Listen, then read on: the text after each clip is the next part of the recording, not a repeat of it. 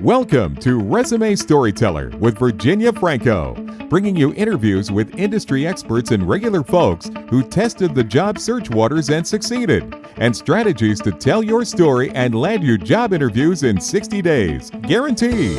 Here's your host, Virginia Franco.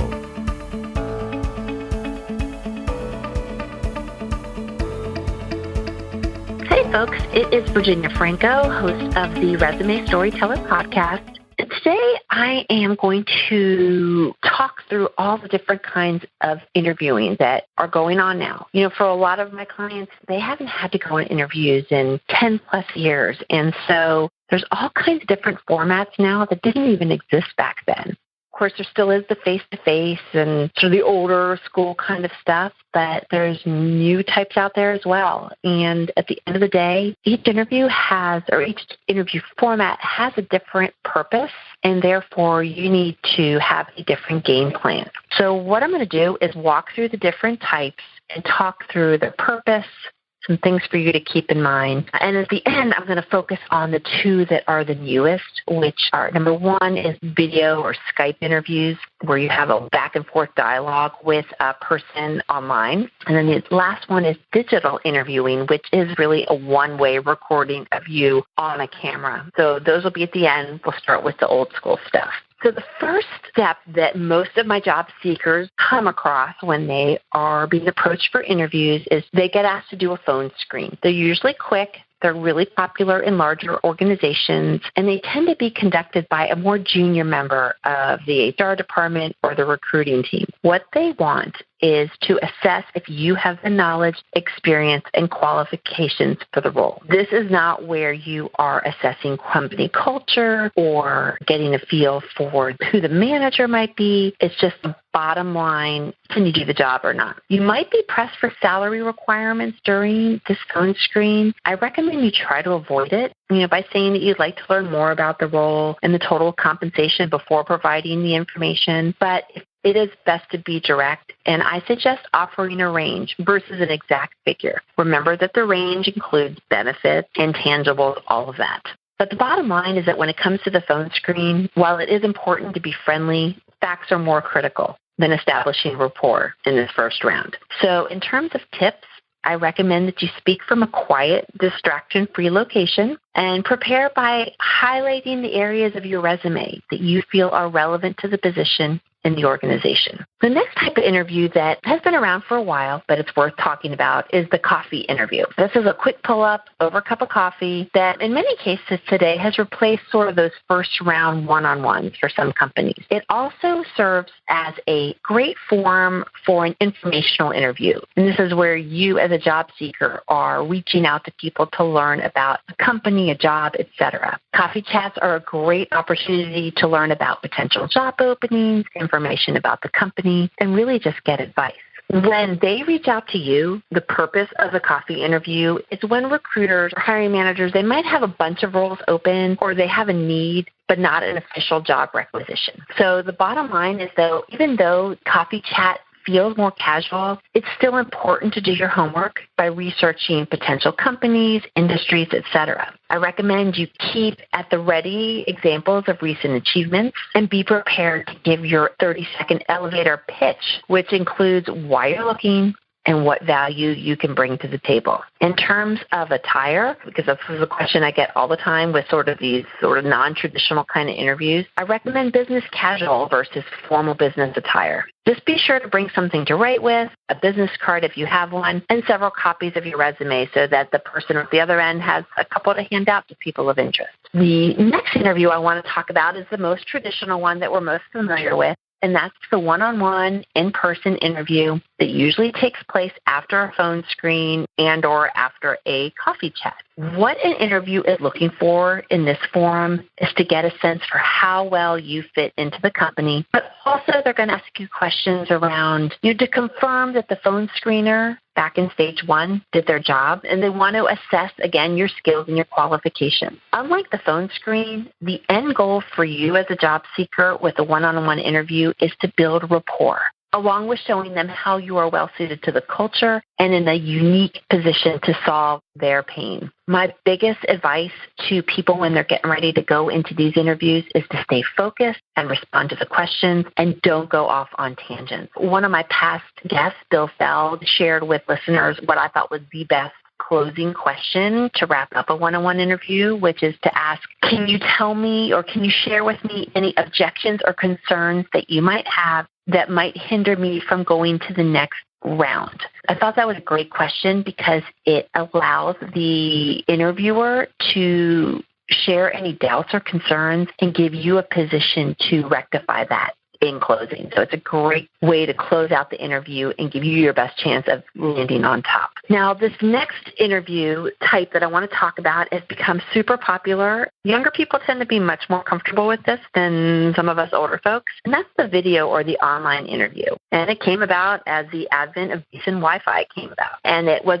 during the recession, online and video interviews were just a whole heck of a lot cheaper than flying people out for initial face-to-face. And while they certainly do save on cost and time spent traveling for both parties, there are some pitfalls to consider. And I'm really going to go into some serious detail about this because they're tough to master. What people want in an online interview is sort of similar to the face-to-face. The interviewer wants to get a sense for if you're a good fit and confirm that you have the chops for the job. The bottom line is that from a pure conversation standpoint, an online interview should be regarded like an in-person format. So take your preparation. You do the same preparation you would do for a face-to-face, and we need to take it to a whole new level because there's a lot that can go wrong. A couple tips to consider is the background behind the camera. So you want to aim for a professional setting. Obviously, don't do an interview in your kitchen, maybe a quiet room, home office if you have one. Try to make sure that your background is uncluttered if possible. Lighting is really key with video interview because some lighting can actually drown out your face. If you have a light behind you, try throwing a thin cloth over it or aim the light in front of you, not behind. Another thing you want to do is make sure that your voice volume is just right. When it comes to eye contact, this is really tricky because if you're on your computer or your desktop, when you stare at your screen, you're actually looking below the camera. So it appears to the person at the other end that you are not looking at their face. So identify where the camera pinpoint is on your desktop and look at that when you are talking to someone. The other thing you want to avoid are all the crazy bells and whistles that tend to go on in our backgrounds when we are working. So you don't want any pings or dings going off. Close out any software applications. Put any ringers on mute. You just don't want any unexpected alerts sounding off. I always tell people to, keep Murphy's Law in mind. Prepare for the worst.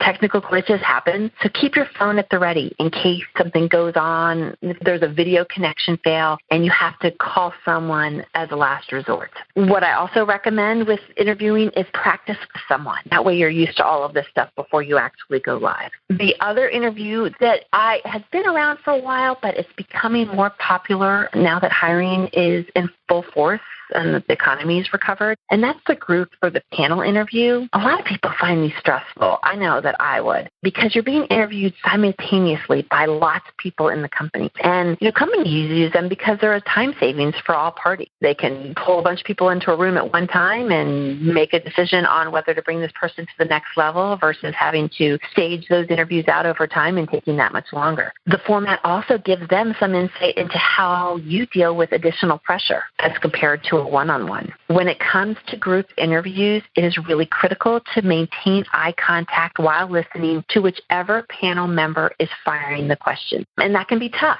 A hard thing to keep in mind when you sort of feel like you're getting questions thrown at you at all ends, and especially when you're answering. When it comes to response time or asking your own question, seek eye contact with all members, sort of the way you would if you were giving a small group presentation. In terms of tips for group or panel interviews, make sure to address each interviewer and repeat their names during the introduction so that you can connect with them individually. And then when you're leaving, or if you had a chance before, ask for all of their business cards. That way you have info on hand for post-interview thank you letters. The last one I want to talk about is becoming more popular. I know that consulting firms have bought it. It tends to be, in my experience, a little bit more entry level. So for those of you who have kids that are interviewing, you might want to share this with them. And they are one-way video interviews. And, they can be really awkward because there you are talking, but no one's at the other end. So some of the same tips for these interviews, they're the same as when you're doing a Skype interview, except for it's one-way instead of two-way. The purpose of these one-way interviews is to allow a panel of people to see your interview. And so often, sometimes you'll have the benefit of getting a bunch of questions sent to you, in which case you can prepare, but sometimes not. So my advice on that is to be prepared with sort of the common interview questions, like tell me about yourself, tell me why we would want to hire you, give me an example of a time when you had a challenge and succeeded, sort of that kind of stuff. Glassdoor collects interview questions from candidates, and so that's a really great place to look. Another one, it's an Amazon book, and it's called 1,000 Best Interview Questions, and it is by Ron Fry. So those are two great places to search. Just like a Skype interview, you're going to want to pick the right attire because they're going to look at you, at least from the waist up. Check your tech again. Determine which device makes you most comfortable. Your computer, your tablet, your phone. Make sure your bandwidth speed is good. Pick a room with decent lighting. Make sure it's clutter-free. So pretty much the same stuff as the Skype interview. The only other piece as well is that you need to make sure to speak very clearly and concisely, because it's not as conversational as a back and forth where you can read the person's lips and they can see yours. So the bottom line is that different types of interviews call for different responses and preparation. And hopefully having this understanding of the purpose behind all of these different kinds of interviews out there will give you a game plan in place to give you your best shot at interviewing. So thanks for listening, guys, and be back soon. You've been listening to Resume Storyteller with Virginia Franco. To learn more about storytelling strategies to catch the eye of today's skim online readers, hiring and decision makers, go to www.virginiafrancoresumes.com.